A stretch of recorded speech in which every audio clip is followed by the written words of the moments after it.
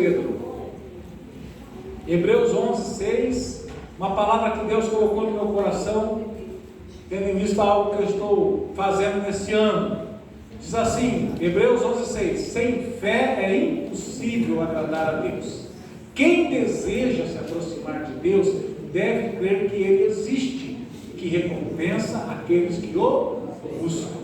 Então, sem fé é impossível agradar a Deus. Quem deseja se aproximar de Deus deve crer que Ele existe e que recompensa aqueles que o buscam. Amém? Amém. Tenho certeza que Deus te deu uma bênção financeira hoje. Amém. E neste ano eu estou fazendo, eu sempre pego um livro devocional para ter uma referência para estudar, né? Durante todo o ano. E esse ano eu estou estudando um livro do Charles Spurgeon que chama-se O Banco de Deus. E ele fala das promessas de Deus. E eu tenho estudado, tem sido uma bênção. E uma coisa que a gente precisa aprender quando se fala de promessas de Deus, tem muitas promessas na Bíblia. Se você costuma ler a Bíblia, você vai ver que de vez em quando você vai encontrar, quase todos os versículos, você vai encontrar uma promessa de Deus. E você precisa entender que as promessas de Deus são reais. Nosso Deus é real. A fé, como a gente leu aqui agora, pressupõe que você saiba que Deus existe, que você creia que Deus existe, e que se Ele existe, a palavra dele é verdadeira e se cumpre, a palavra dele é real. Amém. Então você tem promessas aqui que são para você, e se você deixa de ler a Bíblia, você deixa de aproveitar as promessas de Deus, deixa de tomar posse das promessas de Deus. Uma vez eu vi um pastor que fez uma imagem que eu achei muito interessante.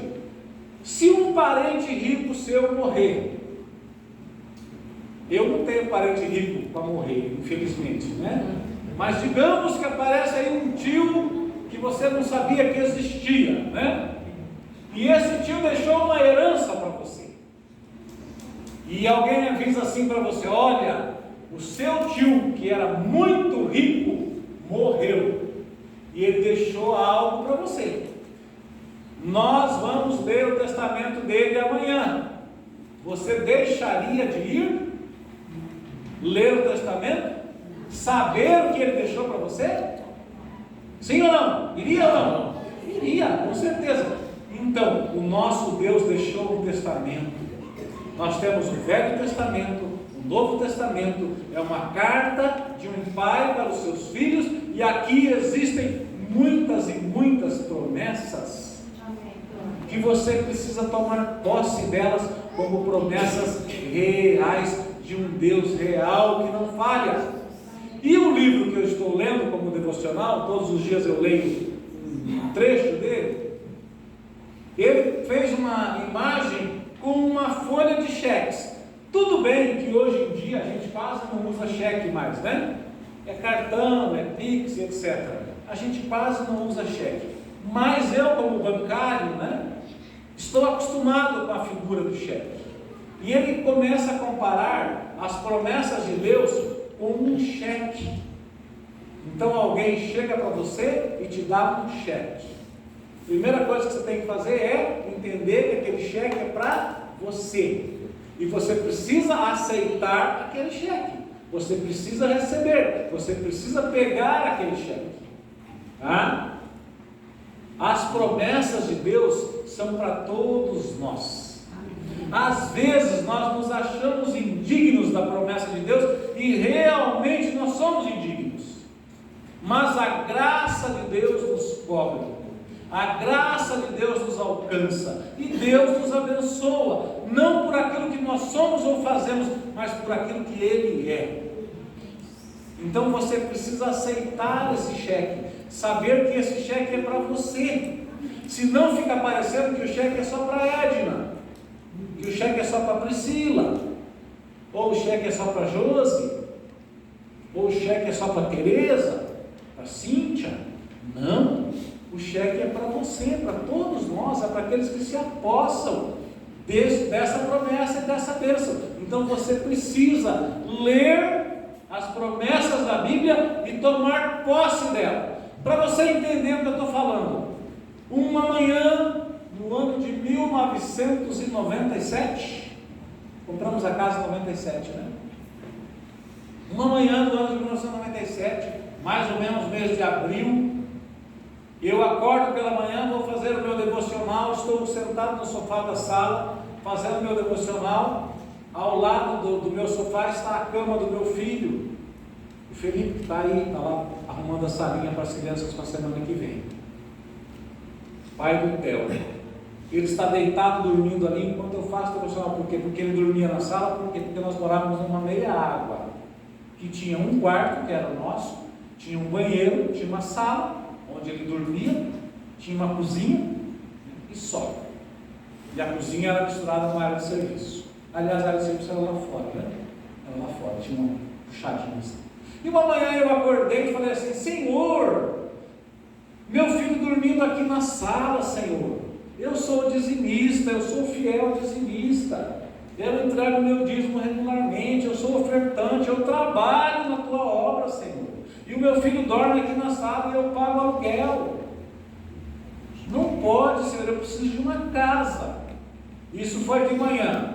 Eu acho que eu já contei isso para algumas pessoas, né? Na hora do almoço, o que aconteceu?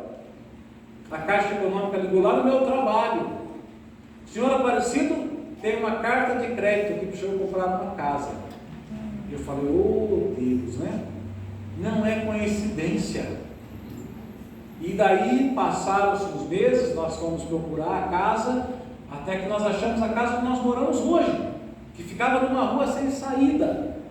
Hoje ela está numa rua movimentada, na frente da casa onde nós moramos vai ter um hospital, não tinha construção no fundo. Hoje a Marli mora lá com a Marilda, o Felipe mora lá, nós moramos todos juntos ali.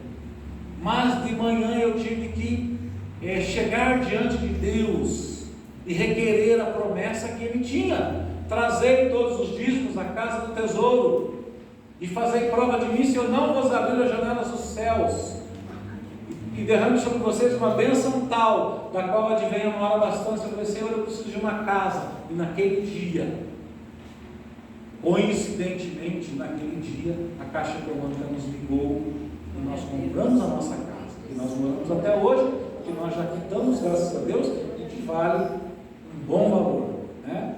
Como diz a minha irmã Fabiana, eu não tenho dinheiro, mas eu tenho patrimônio, né? Só a casa que a gente tem vale um bom valor. Valorizou muito, que Deus nos abençoe. Deus foi bom para nós. Então você precisa aceitar essa promessa, você precisa colocar o seu nome na promessa e depois testemunhar o recebimento da bênção. Você vai receber o cheque, você vai pôr o seu nome lá, e você, depois que receber, dê o testemunho da bênção e faça um propósito com Deus. Receba a bênção, tome posse da bênção. Tem um versículo que diz assim, que Deus já nos abençoou com todas as bênçãos. Nós aqui muitas vezes não tomamos posse. Tem uma outra figura que eu gosto muito: a pessoa chega, está sentada numa mesa, num banquete, e ela não come. Ela não come, todo mundo comendo, ela diz que não quer comer. No final ela descobre que a comida era de graça, e ela não estava comendo porque ela achava que tinha que pagar. Às vezes nós agimos assim, nós achamos que nós temos que pagar pelas promessas de Deus, pelas bênçãos de Deus. Não, Deus já te deu. Tome posse, estenda a mão, é seu. Tome posse da promessa. A Bíblia diz assim: mais uma vez vereis a diferença entre aquele que te serve e o que não te serve, entre o justo e o injusto. Deus abençoa você, está aqui hoje, nessa noite de quinta-feira, buscando ao Senhor. Estamos aqui mais de 50 pessoas, né, Valdete? 50 aí? 51. Não é uma boa ideia, tá? Não tome 51. Estamos aqui em 50 pessoas, porque nós confiamos no nosso Deus, nós cremos no nosso Deus. Então toma posse da bênção. Não deixe o diabo ficar dizendo para você que você não merece. Você realmente não merece, mas Deus te deu. Você está com o cheque na mão. O cheque, como eu disse outro dia, é um cheque ouro. Tem saldo no banco. Toma posse e vai lá receber a tua bênção. Amém? Amém. Glória a Deus. Continuando. Existem dois tipos de cheque, né? Não existe, na verdade, não existe dois tipos de cheque. Existe um só. Mas o brasileiro inventou o tal do cheque, que eles falam pré-datado, mas na verdade é pós-datado, né? Então assim, tem um cheque à vista, o cheque é a ordem de pagamento à vista. Se você chegar lá no caixa e tiver saldo, ele te paga, não importa a data. A não ser que ele seja um cheque antigo que foi prescrito. Então tem um cheque que você recebeu e o dono falou assim, pode ir lá receber hoje. Aí você vai lá e recebe. Ou você pode receber um cheque e o dono vai dizer assim para você, quem está te dando o cheque vai dizer assim, ó, daqui um mês você pode ir lá receber. As promessas de Deus às vezes são imediatas e às vezes você tem que esperar um tempo para que elas aconteçam. Se você tiver que esperar esse tempo, espere. Você vai ter que esperar pacientemente pela chegada, sem desistir, perseverando, permanecendo firme diante de Deus. Não desista, não volte atrás, vai em frente. Deus é contigo e Deus te abençoa. Amém? O que precisa nesse cheque é o tal do endosso da fé, né? Eu comecei falando. A gente precisa ter fé. E o texto que nós lemos fala assim, que só tem fé aquele que acredita que Deus existe. Porque se você não crer que Deus existe, você não vai conseguir ter fé. Domingo eu estava pregando numa igreja e estava falando sobre lealdade. Lealdade e fidelidade, lealdade e honra. Né? Você é fiel, você é leal à pessoa que você confia. E não existe confiança 98, 97, não, ou você confia ou você não confia. E o nosso Deus nos ensina a confiar. Porque nós não confiamos nas pessoas, nós confiamos em Deus. As pessoas falham, as pessoas erram, as pessoas caem, às vezes cometem erros contra nós, às vezes nós cometemos erros contra as pessoas. Mas Deus não falha e a tua fé tem que ser posta em Deus. Então você tem que ter fé que Deus não falha, que Deus não deixa de cumprir a sua palavra. Deus não faz promessa que não redimirá e não encoraja a esperança que não venha a cumprir. Deus não ia dar uma promessa para você se Ele não fosse cumprir. Deus não ia te encorajar a tua esperança se Ele não fosse cumprir. Deus não é maldoso. A Maria estava falando no carro ainda agora há pouco, né? Ela ouviu uma pregação de um pastor que dizia assim, a Deus pertence a vingança. Então deixa na mão de Deus a vingança. Porém, diz o pregador lá que ela ouviu, e eu também ouvi, Deus não se vinga, Deus é bom, Deus é misericordioso. Às vezes as pessoas colhem aquilo que semearam, porque não buscam a Deus, não se aproximam de Deus, mas Deus é bom, Deus é justo, Deus é fiel, Deus não falha. E esse é o Deus que você serve, esse é o Deus que você confia. Você não pode deixar de acreditar nas promessas desse Deus para você. Não deixe as pessoas abalarem a tua fé. A tua fé te salvou, disse Jesus, né, Lucas? A tua fé vai gerar a bênção na sua vida. Tem um texto que diz assim, não duvide. Não seja como a onda do mar que vai e vem, que vai e vem. Não duvide. Gente que vai e vem, que tem dúvida, não vai receber nada do Senhor. Isso está escrito na palavra. Não pense tal homem que receberá alguma coisa do Senhor, não vai receber. Então creia, porque você não está crendo em mim, você está crendo em Deus, que deu uma promessa para você, Zé Roberto. Não falha. Esse é um Deus que não falha. Amém? Amém. E Deus não te deixa também. Você consegue pôr para mim, Pedro, Salmo 34:4? Salmo 34:4. Tem uma coisa bem legal aqui que eu queria mostrar para você. Busquei o Senhor e Ele me respondeu, livrou-me de todos os meus temores. Tem uma outra versão que fala assim: busquei o Senhor e Ele me acolheu. Deus não te rejeita, Deus não te joga fora, Deus não te manda embora, Deus te acolhe. Você busca o Senhor e Ele te acolhe, e Ele cuida de você. Põe o 6 também, Pedro. Clamei ao Senhor em meu desespero e Ele me ouviu, livrou-me de todas as minhas angústias. Meu querido, busque a Deus com fé e Ele vai te abençoar. E quem está falando isso para você não é alguém que vive no mar de rosas, né? Talvez você fale assim: o pastor fala assim porque ele vive no mar de rosas. Não, querido, eu tenho problemas todos os dias. Diariamente eu tenho problemas. Um dia um problema assim, outro dia um problema assado. Daí um dia um problema parece tão grave, daí no outro dia vem outro problema maior que aquele, você já esqueceu o anterior.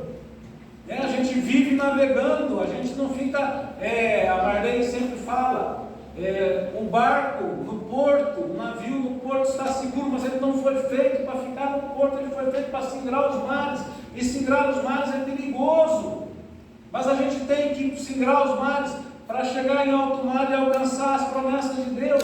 Não podemos nos acomodar, não podemos ficar quietinhos, com pena de nós mesmos, na nossa casa. Não, eu vou em nome do Senhor, o Senhor está comigo, eu vou vencer, Deus está comigo.